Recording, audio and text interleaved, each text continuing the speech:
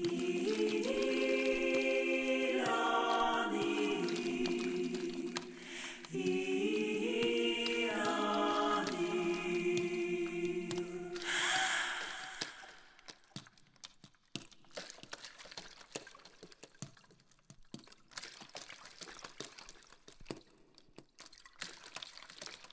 influences remontent à deux sources, parce que je suis à la fois poète et romancier.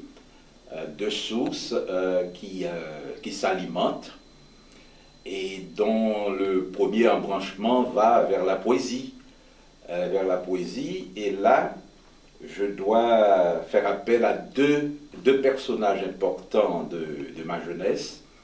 C'est mon grand-père du côté maternel, qui était professeur de français au lycée de Jérémie. C'était un puriste, c'est lui mon premier professeur de grammaire. Donc c'est un vieux qui s'asseyait sur une dodine.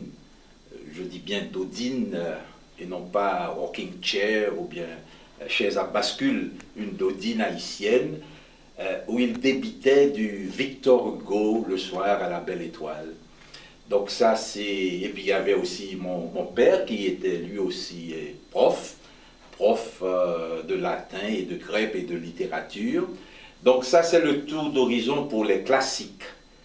Et du côté des modernes, ça a commencé en exil, ici à New York, avec des travaux effectués avec Cito Cavé, Jacques Charlier,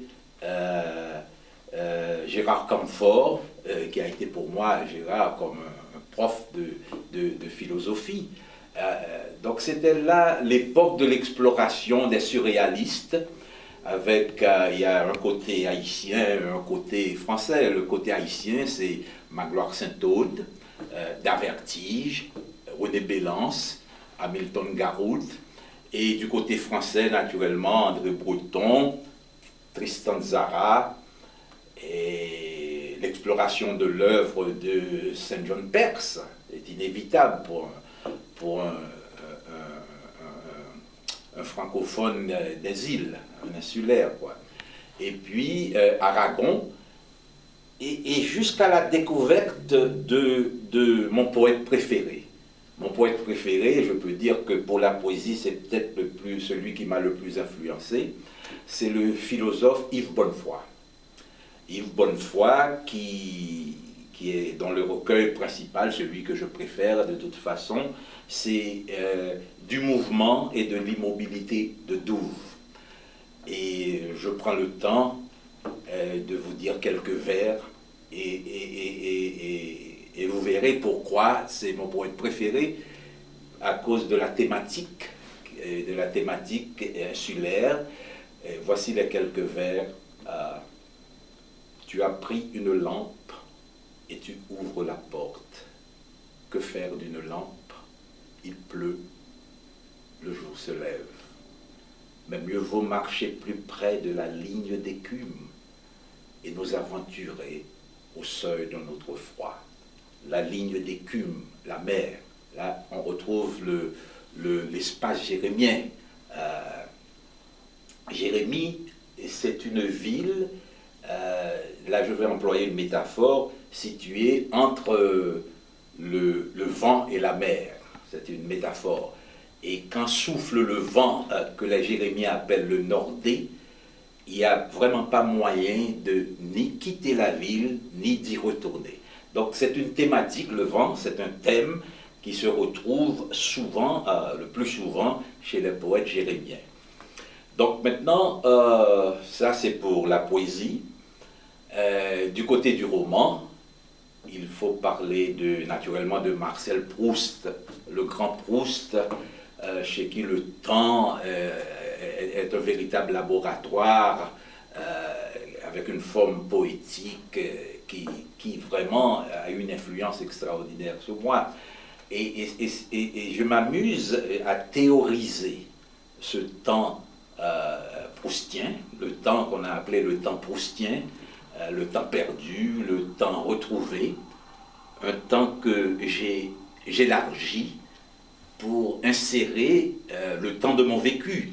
Le temps non seulement de mon vécu, mais le temps de l'histoire d'Haïti. L'histoire d'Haïti qui nous a tellement marqués, nous autres en Haïti. Et maintenant, avec l'introduction de l'histoire d'Haïti dans ce temps-là, dans le temps de l'œuvre,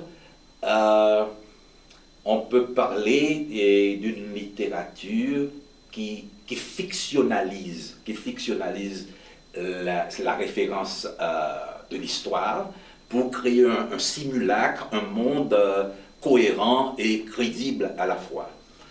Donc voici pour les influences et pour la poésie et pour le roman. Ces deux sources, n'est-ce pas, allant vers la poésie et vers la fiction, vers le roman, forment tout un grand lieu de repérage où trouver les influences que j'ai subies.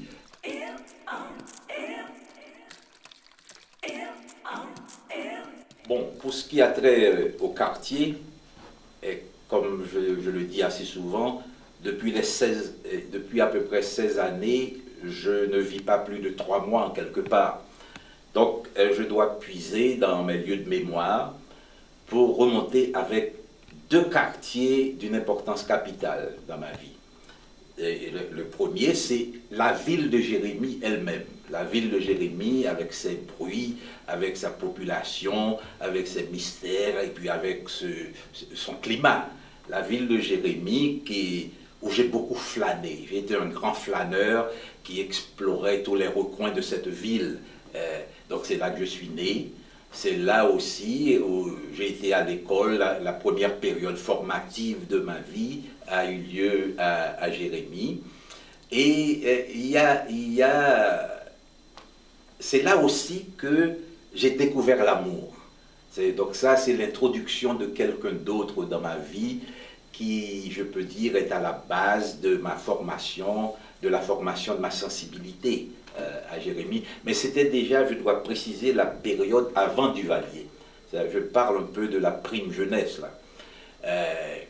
Parce que le second quartier, Jérémie aussi, il faut que je le dise rapidement, c'est le lieu de la découverte de la mer.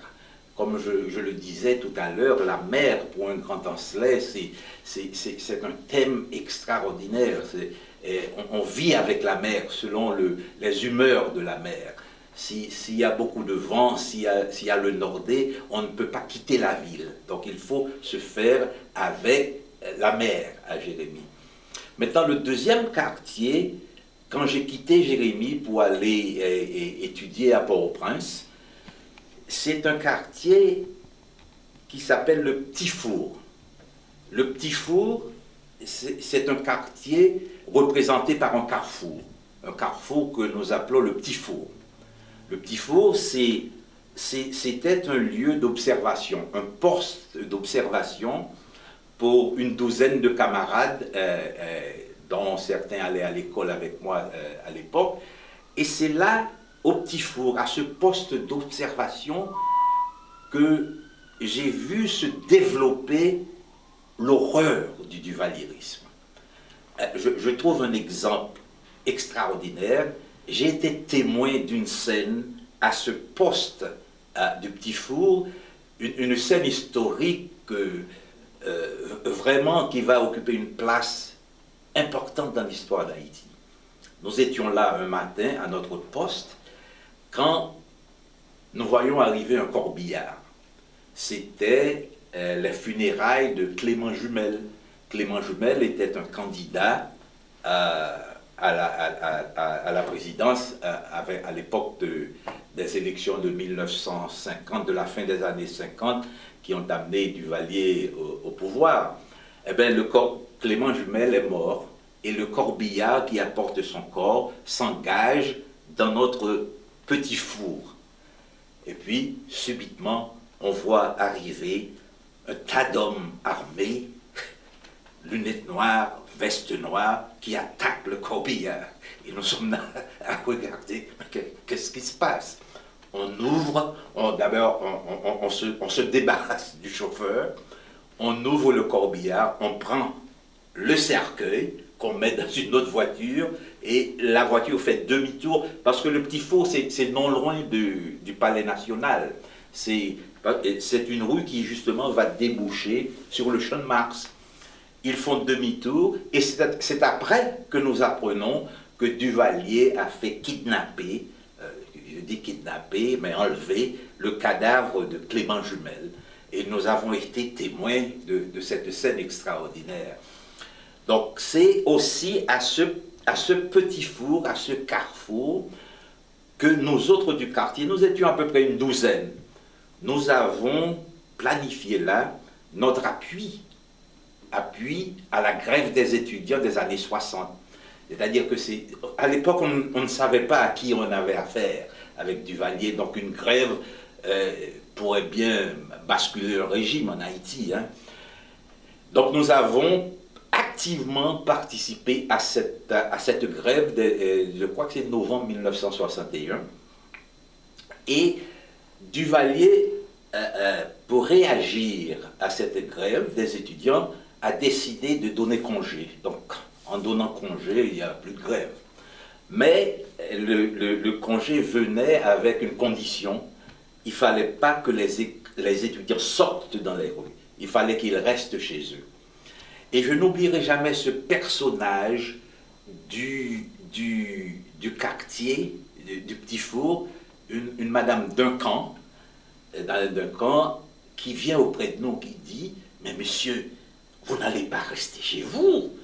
Écoutez, il faut défier l'ordre. Il faut prendre les rues. » Et puis, on sort, on va à Pétionville, comme ça, et puis la caserne de Pétionville est non loin de la route qui conduit à Kinskov, à La Boule, et nous allions à La Boule ce jour-là en faisant de l'autostop. Hein. Et puis qui nous remarque, qui est responsable des casernes de Pétionville à l'époque, l'inénarrable Franck Romain, qui nous voit et qui nous arrête. On nous fout en prison parce qu'on a défié l'ordre de rester chez soi le jour de la grève des congés donnés par le président.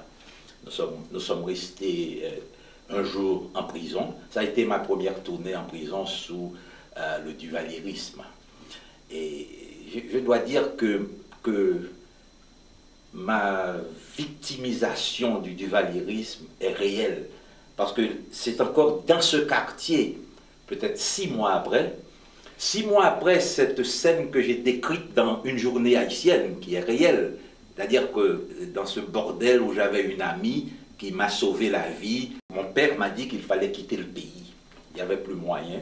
Après une tournée en prison, de toute façon, la prochaine étape, ce serait la mort. Et puis, maintenant, j'achète mon passeport, je vais en France. Je vais en France, à Nice, où j'avais une sœur. Je vais terminer mes études à Nice. Et puis là, on me déclare que je ne peux pas aller à Nice, je ne peux pas obtenir ce qu'on appelait à l'époque un visa de sortie. Un visa de sortie, c'est très important de l'histoire de ce pays, sous Duvalier. Pour quitter le pays, il fallait d'un visa qu'on accordait au Palais National. Donc, en principe, de Duvalier et de ses secrétaires. On m'a refusé ce visa-là. Et la question qu'on se pose alors, qu'est-ce que c'est qu'un visa de sortie, mon Dieu? Pour quitter mon pays, pour aller étudier, je ne suis pas terroriste, je ne suis pas un assassin. Hein? Finalement, ça m'a pris 3 ans pour obtenir un visa de sortie et je l'ai acheté, ce visa de sortie, argent comptant. J'ai modifié mon nom, c'est pour la première fois que j'ai utilisé Josaphat. Et après l'obtention du visa, le jour du départ, je me suis pratiquement déguisé. Je suis arrivé à l'aéroport masqué, avec une fausse barbe, des chapeaux enfoncés jusqu'aux oreilles, et c'est ainsi que j'ai quitté le pays. Ça, c'est ce second quartier important. Dans les lieux de mémoire, quartier important aussi, c'est arrivé à New York. Arrivé à New York à l'époque, j'étais au Bronx. J'habitais le Bronx, que j'ai beaucoup aimé. J'étais chez une sœur au Bronx. C'est là que j'ai développé mes premières relations avec des Américains. C'est là que j'ai commencé à apprendre l'anglais à la Columbia University. Je me faisais des amis. Et ça a été le début de l'exil. Et qui, à l'époque, on ne pensait pas qu'il allait durer. Hein. On pensait que c'était pour 3 mois, au plus, quelques années. Mais ça fait 40 ans que ça dure. Voilà.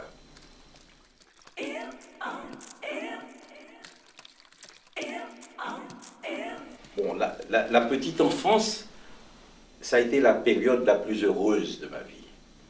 La période la plus heureuse de ma vie, et je vais dire pourquoi. D'abord, il y avait des aides financières provenant du côté de ma grand-mère, qui était Jérôme, à Jérémie. Et cette aisance financière a vraiment eu une participation active dans le développement de mes premiers jours. Nous avions 2 maisons à l'époque. Une maison pour la période scolaire, en ville, à Jérémie, et deuxièmement, une maison de campagne où l'on allait pour les vacances d'été, les vacances de Noël, les vacances de Pâques. Et les souvenirs, les plus beaux souvenirs dans cette maison de campagne, c'était les contes que l'on racontait à la Belle Étoile. Il y avait chez nous un gardien à bord qui s'appelait Estimatimet. Et ce type a joué un rôle d'une importance capitale dans ma vie. J'allais religieusement, tous les soirs, écouter les contes de ce Estimatimet, et qui commençait toujours avec Tim Tim Bois-Chèche. Et j'ai oublié de le dire, ces contes-là ont participé, ont eu une influence extraordinaire dans mon œuvre, et surtout dans le dernier roman en créole que j'ai écrit. C'est justement basé sur ces contes haïtiens. Donc ça c'est... et puis maintenant à l'école à la période scolaire, j'allais à l'école des frères de l'instruction chrétienne à Jérémie, qui étaient des Bretons, des Canadiens, et qui vous donnent une formation, une première formation vraiment extraordinaire. Et j'ai beaucoup aimé l'école à cette époque, à l'exception de la rentrée. Parce que lors de la rentrée, il fallait quitter la maison de campagne, revenir en ville et reprendre le train-train d'aller à l'école tous les jours. Mais j'avais de très bons professeurs, de très bons amis à l'école, et c'est là aussi que j'ai commencé à faire du sport. C'est là que j'ai découvert ce monde du sport. J'étais gardien de but, et j'ai commencé à être le gardien de but de la classe de certificat, si je ne me trompe, à l'école des frères. Et là, ça a été aussi une source extraordinaire d'expérience pour moi, d'affronter le danger comme gardien de but, cette volonté aussi de gagner. Ça a été vraiment une époque extraordinaire, cette prime jeunesse. J'ai alors 2 frères et une sœur, et je suis le Benjamin. Donc chez moi, on me choyait, et mes frères et ma sœur, et aussi mes parents. Donc c'est vraiment, et puis il y avait des cousins, des cousines, on allait en promenade à Jérémie, à la campagne, on allait se baigner à la rivière La Grand'Anse, à la rivière La Vol-Drogue, à la rivière La Guinaudée, on passait des journées à l'Anse d'Azur, près de la mer, et aussi, maintenant il faut que je parle de cette étape extraordinaire de ma vie, ça a été la pêche sous-marine.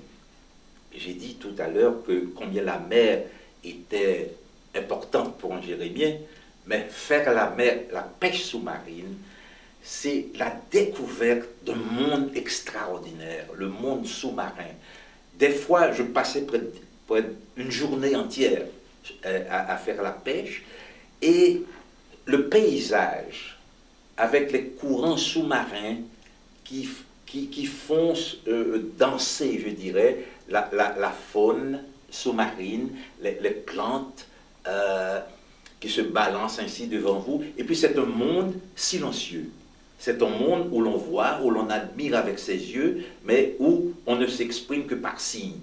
Les autres pêcheurs avec moi, pour dire qu'on allait plonger plus fond, on faisait un signe, on remontait un autre signe. Quand il y avait un danger, par exemple un requin ou un barracuda qui venait dans la zone, nous avions des signes et aussi toute une stratégie pour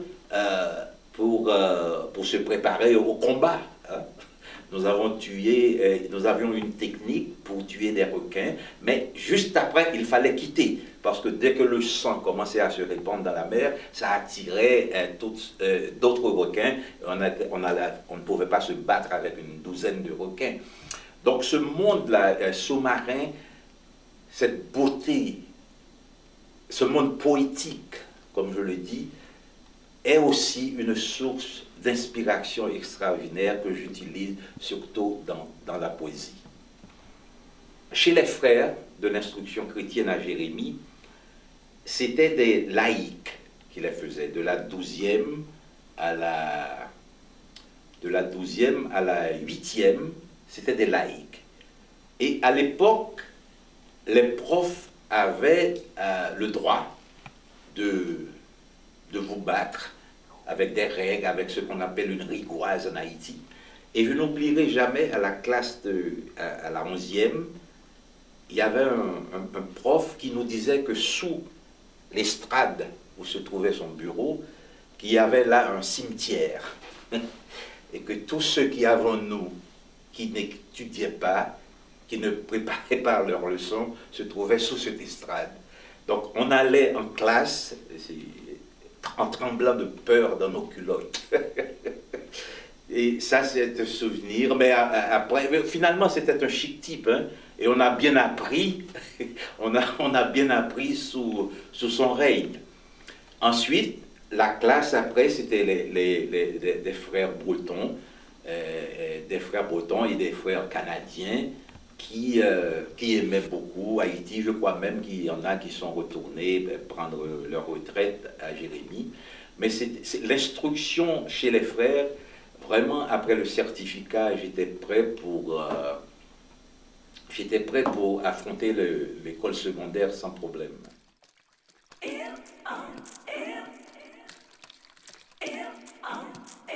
L'œuvre nous ramène une fois de plus à Roland Barthes et de l'influence du vécu sur le style de l'écrivain.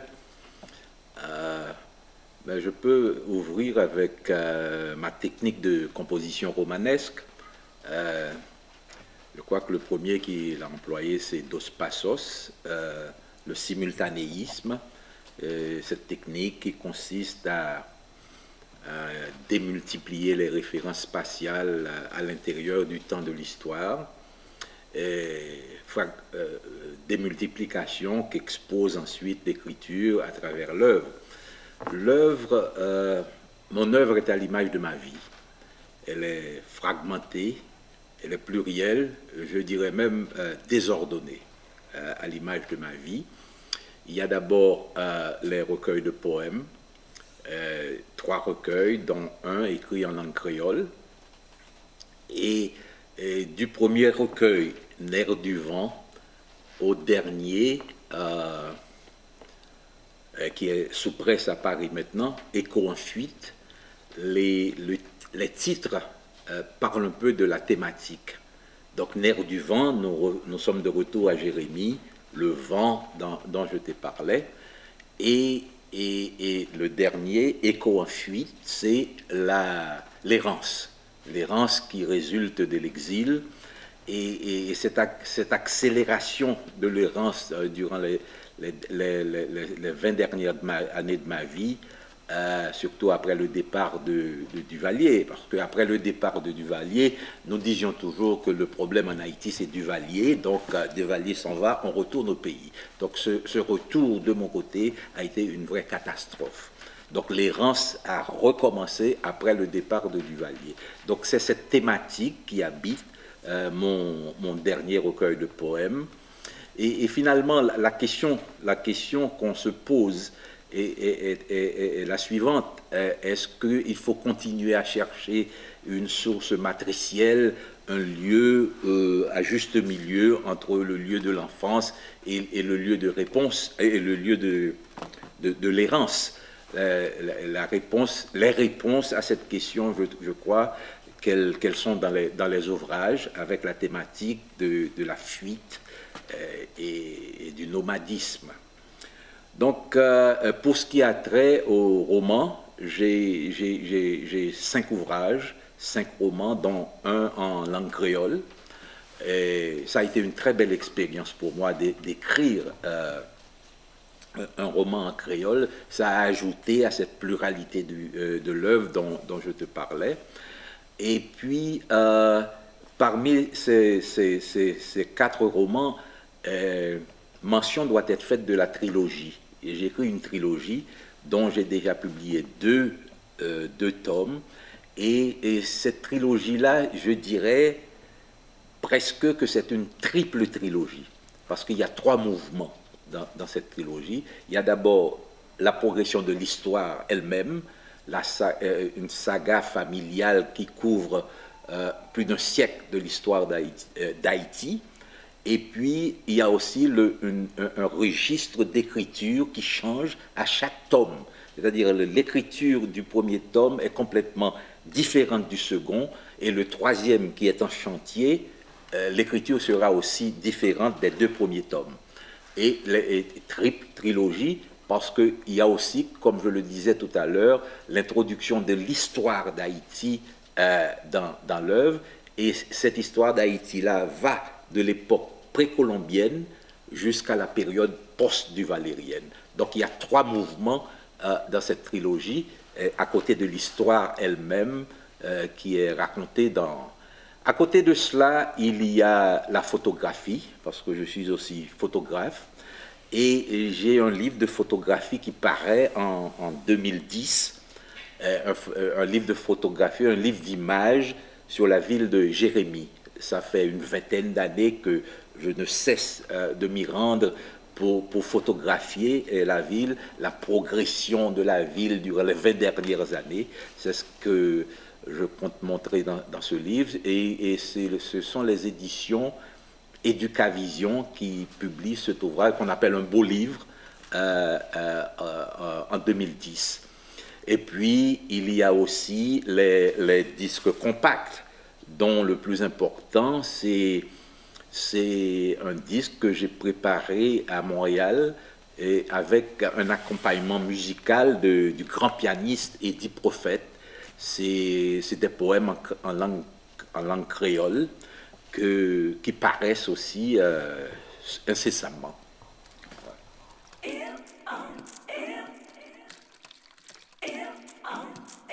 Oui, j'ai mentionné Jérémie dans toutes les réponses précédentes. Donc la question de l'insularité à Jérémie est importante, parce que c'est justement une ville, c'est une île dans l'île d'Haïti. C'est une île qui, en principe, du moins à l'époque de ma jeunesse, il n'y avait pas de voie, il n'y avait pas de route carrossable pour se rendre à la capitale ou bien dans une autre ville. Il fallait quand même aller par bateau à Port-au-Prince. Donc, pour vivre à Jérémie, il fallait avoir le pied marin. Et cette traversée en mer de Jérémie à la capitale sont des sources extraordinaires de souvenirs. C'est-à-dire que quand je revois, de retour à Jérémie, quand je revois ces petits bateaux sur lesquels nous faisions le trajet Jérémie-Port-au-Prince, je me demande, est-ce vrai? C'est-à-dire, nous arrivions là à jouer à la guitare, à chanter, à vraiment découvrir le pays. Et c'était aussi une voie VOIE pour non seulement quitter la ville, mais atteindre les autres lieux importants de la vie. Euh, et jusqu'à présent, je souhaite toujours que de prendre un avion, d'aller flâner parmi les nuages, etc. Ce serait mieux de voyager en bateau, d'aller en France, d'aller en Europe en bateau, tellement ça a occupé une place importante dans ma vie, cette insularité. Et c'est aussi une thématique d'une richesse extraordinaire que l'on retrouve dans mon œuvre aussi. Okay? Et il y a même une scène dans un de mes romans où je circule à Paris, et puis subitement, en progressant sur les Champs-Élysées, je me trouve subitement autour d'un paysage, en face d'un paysage où c'est la mer, où il y a des vagues, des oiseaux de mer, des cocotiers, etc. Donc c'est ce passé-là qui revient constamment, même quand nous sommes dans un paysage hivernal. C'est ça, donc c'est extrêmement important, le soleil, le vent, la mer, et c'est dans ma peau, quoi.